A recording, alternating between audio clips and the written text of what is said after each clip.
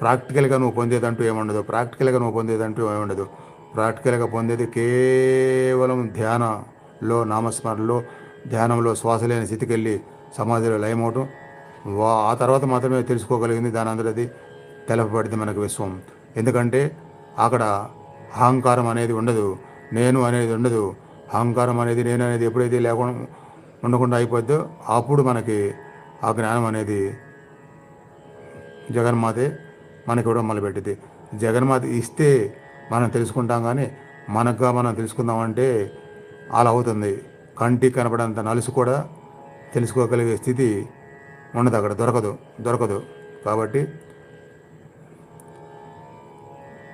శరణ వేడటం మాత్రమే దానికి ఉపాయం.